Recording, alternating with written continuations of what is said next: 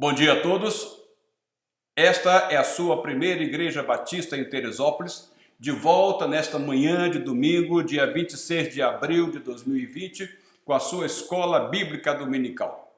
Como sempre, queremos dizer que você é muito bem-vindo para estudar conosco a palavra de Deus.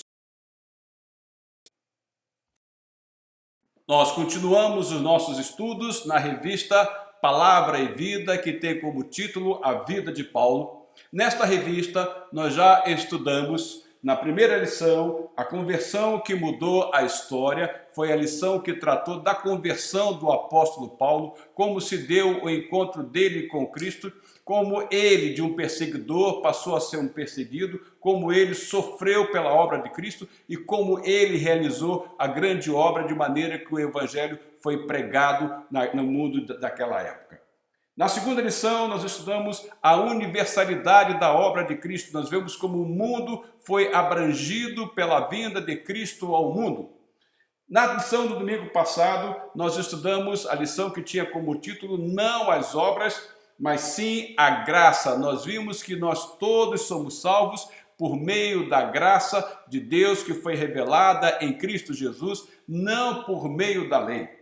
E hoje nós vamos estudar a lição que tem como título O Cristo Cósmico. Esta é a lição que nós vamos estudar esta manhã. Para que possamos entender a nossa lição deste domingo, que tem como título O Cristo Cósmico, nós vamos voltar lá no livro de Gênesis e veremos então como se deu a criação de todo o universo. Lá em Gênesis, no capítulo 1, verso 1 e do verso 25 ao 31, diz-nos o seguinte: No princípio, Deus criou os céus e a terra. Deus fez os animais selvagens de acordo com as suas espécies, os rebanhos domésticos de acordo com as suas espécies e os demais seres vivos da terra de acordo com as suas espécies. E Deus viu que ficou bom. Então disse Deus: façamos o homem à nossa imagem, conforme a nossa semelhança, domine ele sobre os peixes do mar, sobre as aves do céu, sobre os animais grandes de toda a terra e sobre todos os pequenos animais que se movem rente ao chão. Criou Deus o homem à sua imagem, a imagem de Deus o criou. Homem e mulher os criou. Deus os abençoou e lhes disse: sejam férteis e multipliquem-se, encham e subjuguem a terra, dominem sobre os peixes do mar, sobre as aves do céu e sobre todos os animais que se movem pela terra. Disse Deus: eis que lhes dou todas as plantas que nascem em toda a terra e produzem sementes, e todas as árvores que dão frutos com sementes, elas servirão de alimento para vocês. E dou todos os vegetais como alimento a tudo o que tem em si fôlego de vida, a todos os grandes animais da terra, a todas as aves do céu e a todas as criaturas que se movem rente ao chão. E assim foi.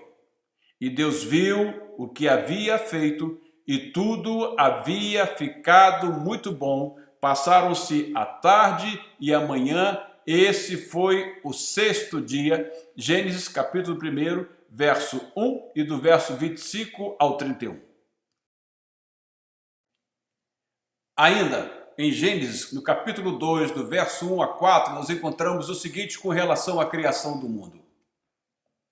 Assim foram concluídos os céus e a terra e tudo que neles há. No sétimo dia, Deus já havia concluído a obra que realizara e nesse dia descansou. Abençoou Deus o sétimo dia e o santificou, porque nele descansou de toda a obra que realizara na criação. Esta é a história das origens dos céus e da terra no tempo em que foram criados, quando o Senhor Deus fez a terra e os céus.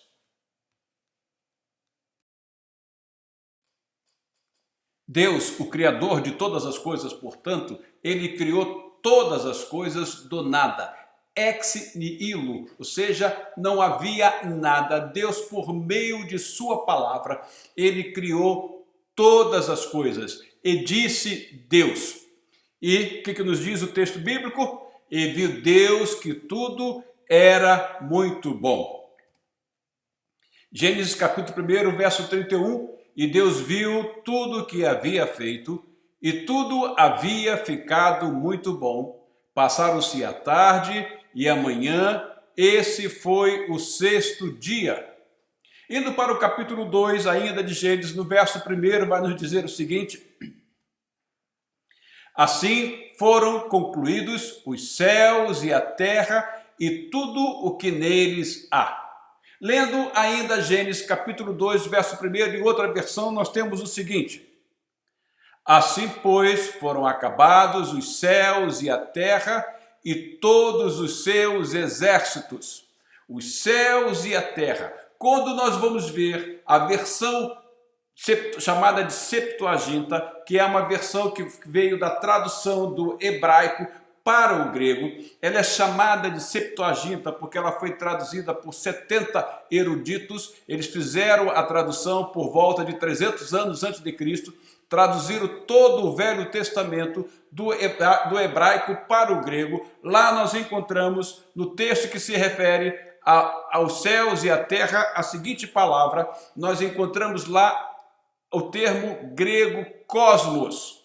Cosmos, vejamos o que significa cosmos.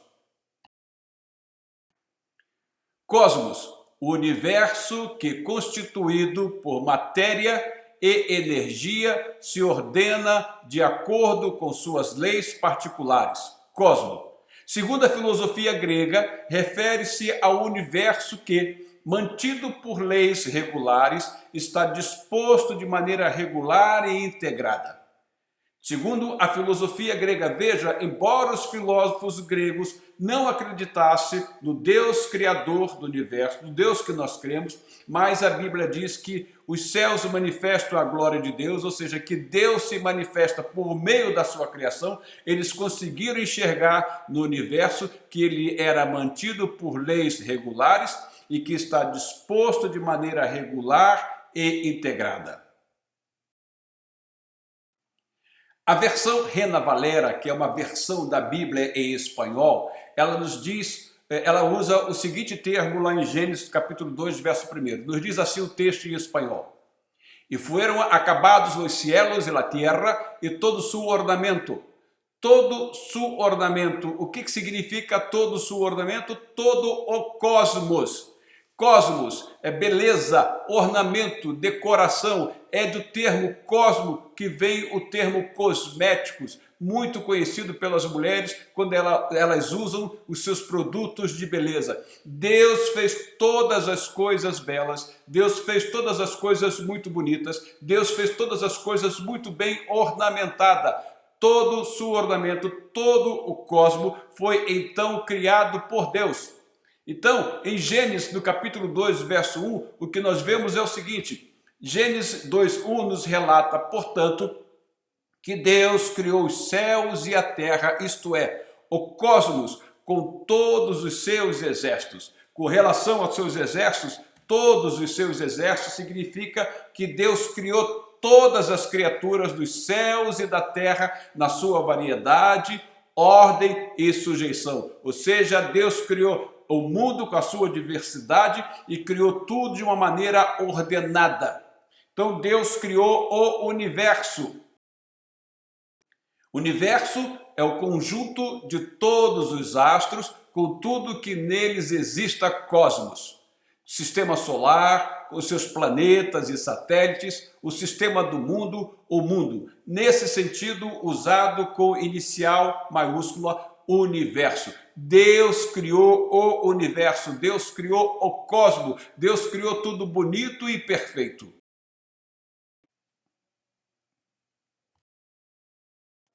Deus, portanto, criou todo o universo de forma harmônica, organizada. Deus criou tudo bonito, Deus criou o cosmos. Havia então, na criação de Deus, havia então perfeita harmonia entre Deus e toda a sua criação, mas algo quebrou essa harmonia que havia entre Deus e a sua criação. que foi? Nós vamos ver isto relatado em Gênesis, no capítulo 3, do verso 1 ao 6. Ora, a serpente era o mais astuto de todos os animais selvagens que o Senhor Deus tinha feito.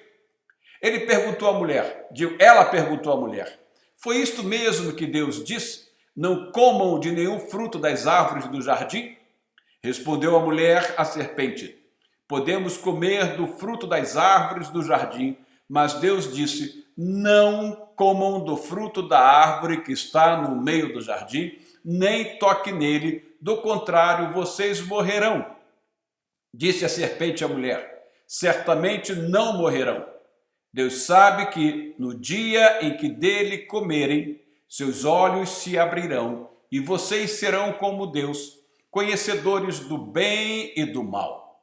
Quando a mulher viu que a árvore parecia agradável ao paladar, era atraente aos olhos e, além disso, desejável para dela se obter discernimento, tomou do fruto, comeu e deu a seu marido, que comeu também.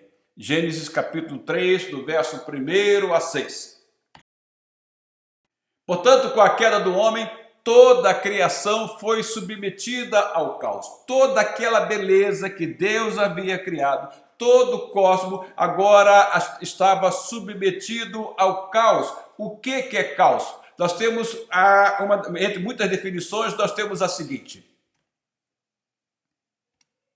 Caos é estado em que predominam a confusão e o desequilíbrio totais. Babel, estão lembrados da Torre de Babel, como houve aquela confusão na linguagem do homem que ninguém se entendia? Então, isto é cosmo, barafunda, desordem. E Gênesis, no capítulo 3, verso 17 e 19, vai dizer o seguinte, e ao homem declarou, visto que você deu ouvidos à sua mulher, e comeu do fruto da árvore, da qual eu lhe ordenara que não comesse, maldita é a terra por sua causa, com sofrimento você se alimentará dela todos os dias da sua vida. Ela lhe dará espinhos e ervas daninhas, e você terá que alimentar-se das plantas do campo. Com o suor do seu rosto você comerá o seu pão até que volte à terra, visto que dela foi tirado, porque você é pó e ao pó voltará. Em consequência dessa desobediência do homem, em consequência do pecado do homem, o que aconteceu? Toda a terra foi amaldiçoada e a terra passou a produzir espinhos e ervas daninhas, e o homem passou a ter que trabalhar para poder sobreviver, e além disso veio uma outra sentença sobre ele. Ele que fora criado do pó, ele ao pó voltaria, ou seja, o homem foi submetido à morte. Este é o relato que nós encontramos em Gênesis, no capítulo 3, do verso 17 ao 19. Logo, o que aconteceu com a queda do homem? A Bíblia vai dizer, pois todos pecaram e estão destituídos da glória de Deus. Romanos 3, 23. Esta foi a consequência que o pecado trouxe ao mundo. O pecado trouxe o caos, levou todo homem a se afastar da glória de Deus. Algumas versões dizem, pois todos pecaram e carecem da glória de Deus. Essa quebra de harmonia trouxe suas consequências. Quais foram essas consequências que trouxe a entrada do pecado no mundo?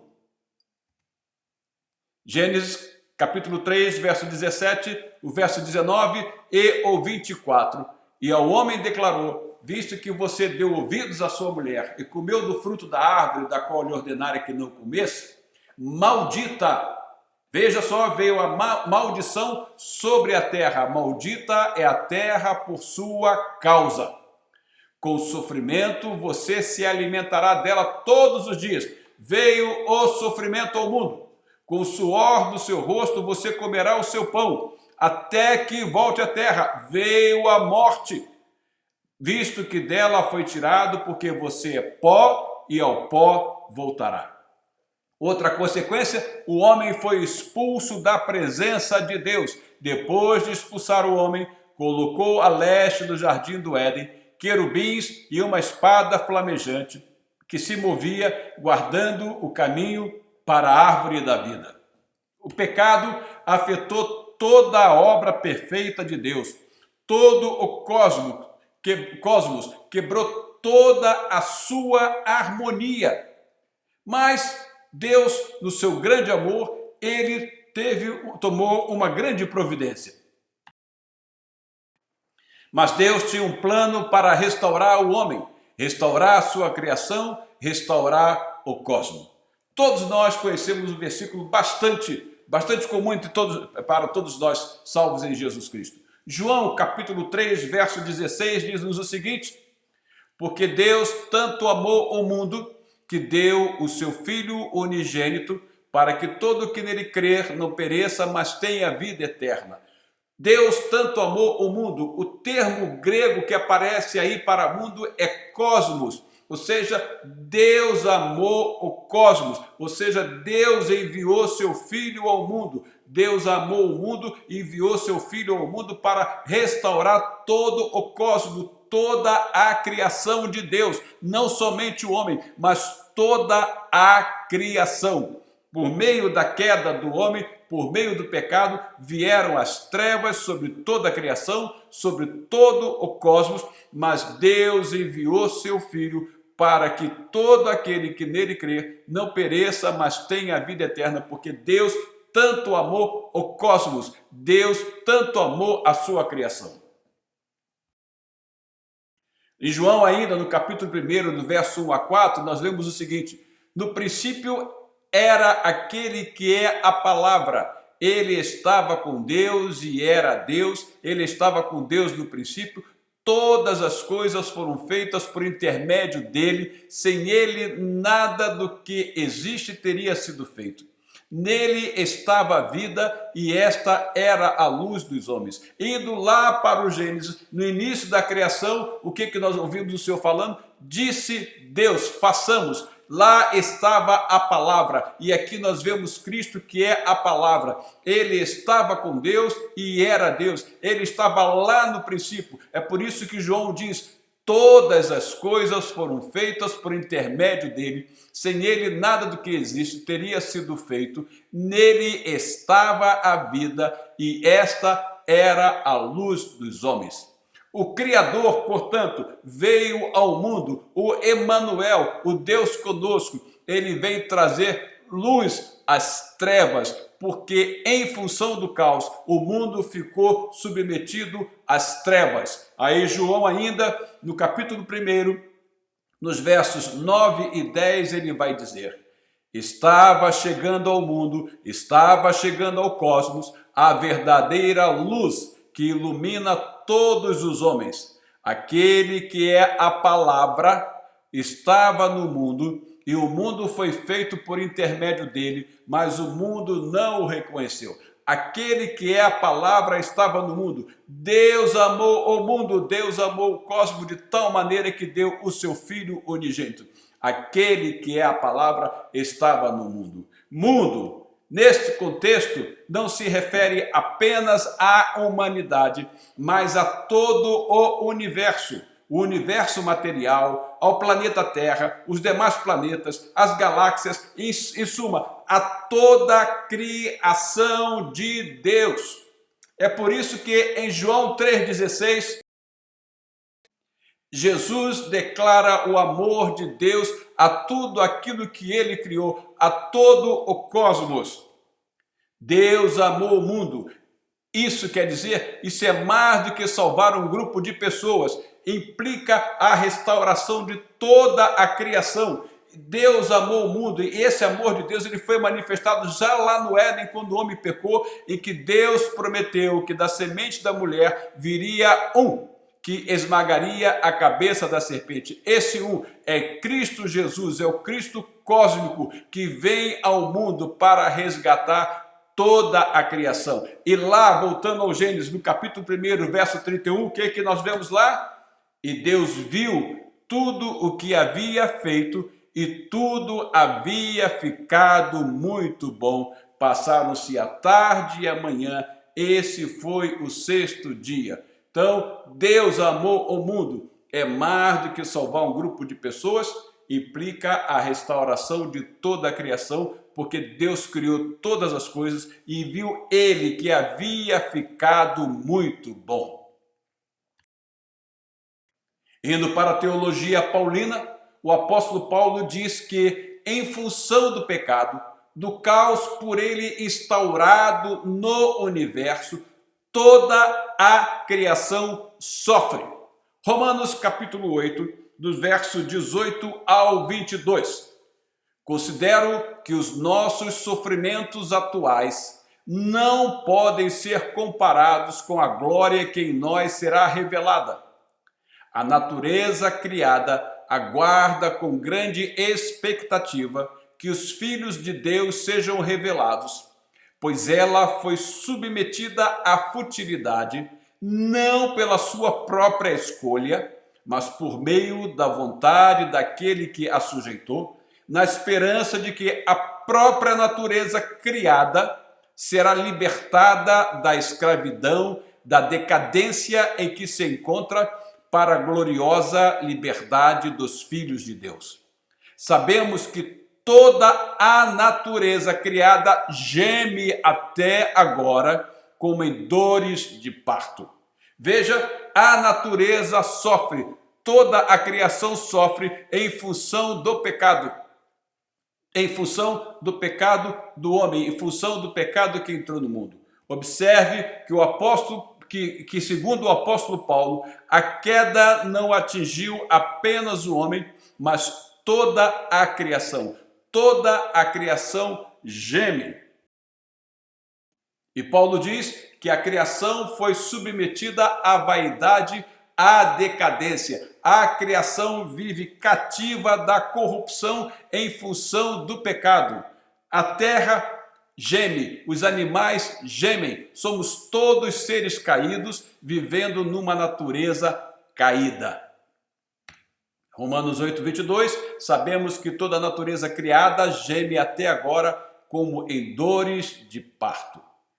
Veja que a criação foi submetida à futilidade, à vaidade, como efeito do castigo ao homem pelos seus pecados.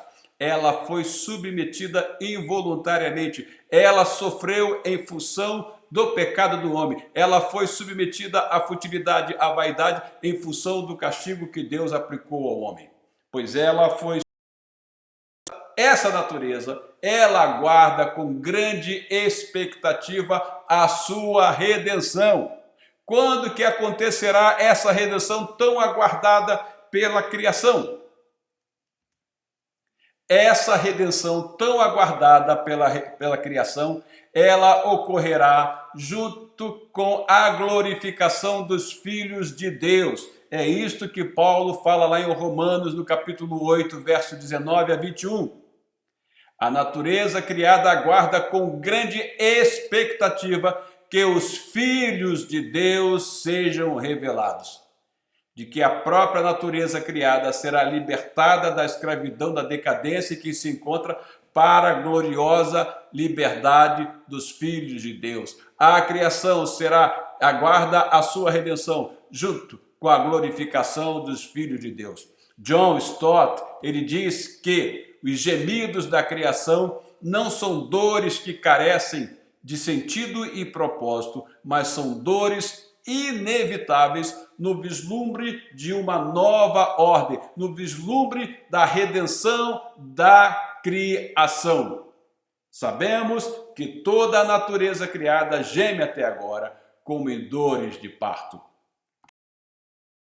A criação sofre, mas no tempo de Deus a unidade será restabelecida. Paulo, lá em Efésios, no capítulo 1, verso 9 e 10, ele nos diz: e nos revelou o mistério da sua vontade, de acordo com o seu bom propósito, que ele estabeleceu em Cristo, isto é, de fazer convergir em Cristo todas as coisas, celestiais ou terrenas, na dispensação da plenitude dos tempos. Efésios capítulo 1, verso 9 e 10. quando Paulo se refere a esse termo que Paulo usa aqui, o mistério da sua vontade, ele quer dizer o seguinte: esse mistério é a maneira pela qual Deus traz restauração a todo o universo, toda a criação que, em consequência do pecado, havia se tornado um caos.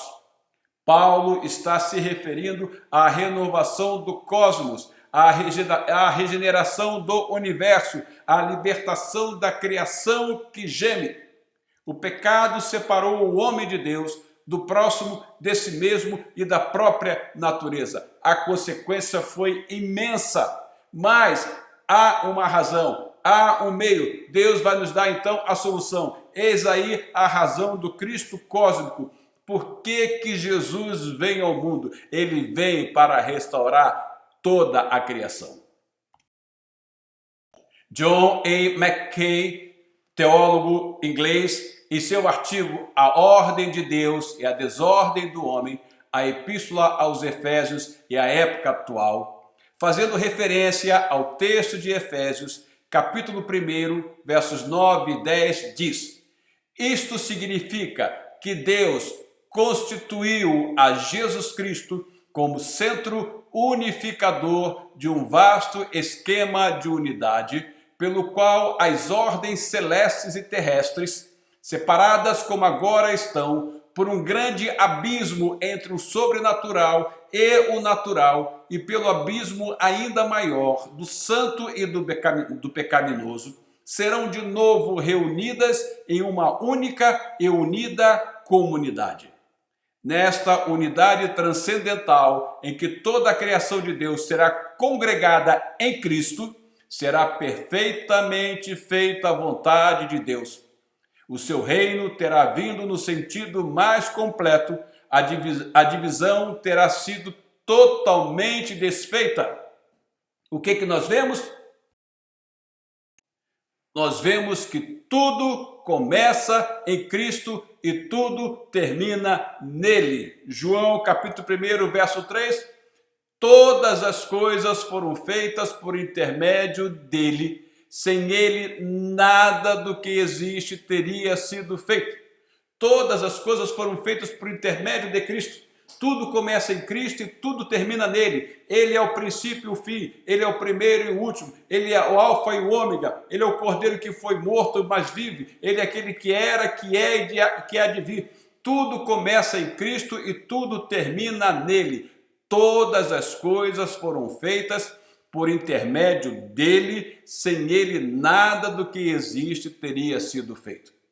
Paulo, na carta aos Colossenses, no capítulo 1, dos versos 15 ao 17, diz: ele é a imagem do Deus invisível, o primogênito de toda a criação, pois nele foram criadas todas as coisas nos céus e na terra, as visíveis e as invisíveis, sejam tronos ou soberanias, poderes ou autoridades.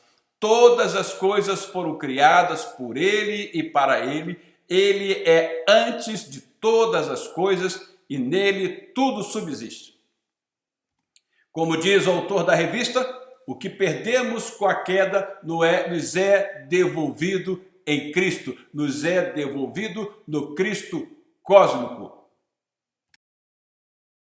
A terra, portanto, não será destruída, mas a terra será transformada. E é isto que Pedro, na sua segunda carta, no capítulo 3, verso 10 a 13, nos deixa muito bem claro.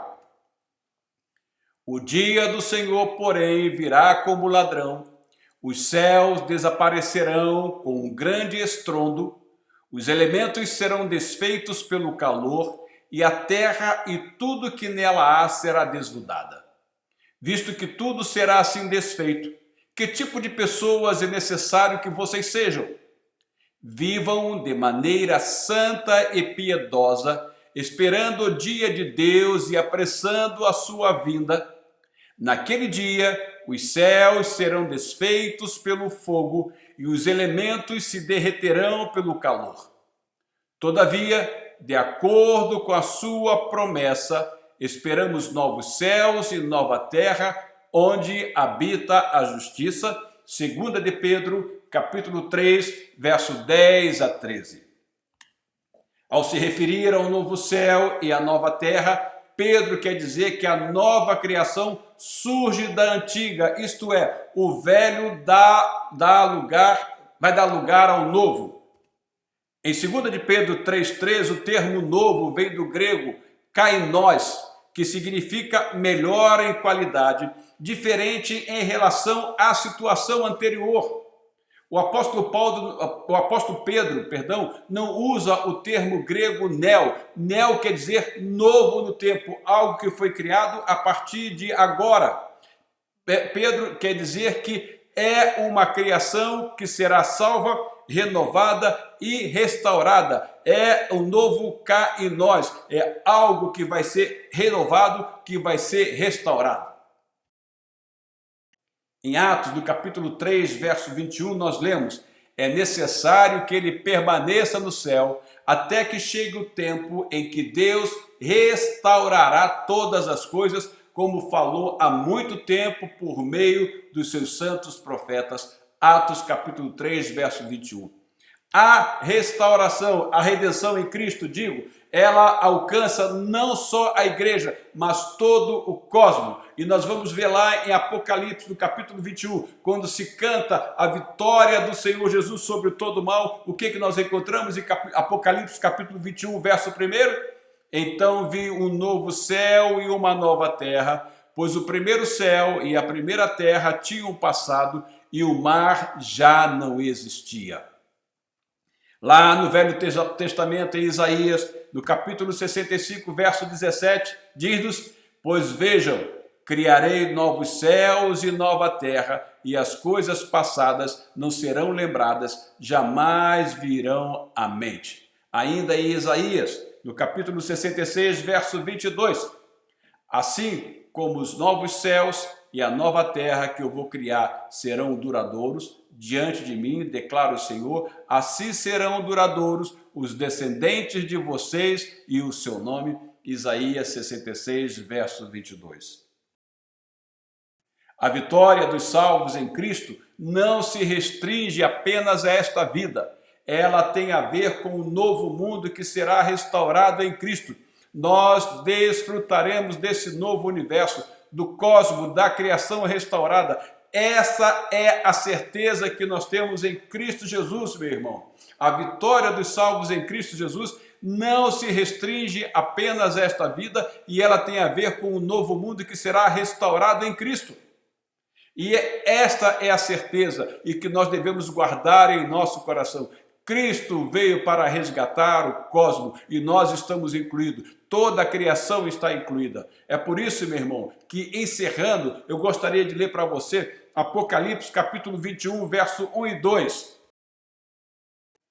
Então vi um novo céu e uma nova terra, pois o primeiro céu e a primeira terra tinham passado e o mar já não existia. Vi a cidade santa, a nova Jerusalém, que descia do céu, da parte de Deus, preparada como uma noiva adornada para o seu marido. Apocalipse capítulo 21, versos 1 e 2. Meu irmão, nós estamos seguros em Cristo. Em Cristo nós temos paz. Em Cristo nós temos vida. Em Cristo nós temos certeza de que reinaremos com Ele em um novo céu e uma nova terra. Porque o Cristo cósmico veio para nos restaurar a todos e veio para restaurar a criação. Cristo veio para restaurar tudo aquilo que foi criado lá no Gênesis, porque lá ele estava e ele veio para restaurar todas as coisas. Que o Senhor nos guarde com essa certeza, que o Senhor nos guarde com essa esperança que nós temos, porque Cristo vive e porque Ele vive, nós viveremos nesse novo céu e numa nova terra. Fique com esta palavra, que Deus o abençoe, que você tenha uma semana muito abençoada e domingo que vem nós nos encontraremos aqui mais uma vez. Fique com Deus, que Deus o abençoe. Grande abraço a todos.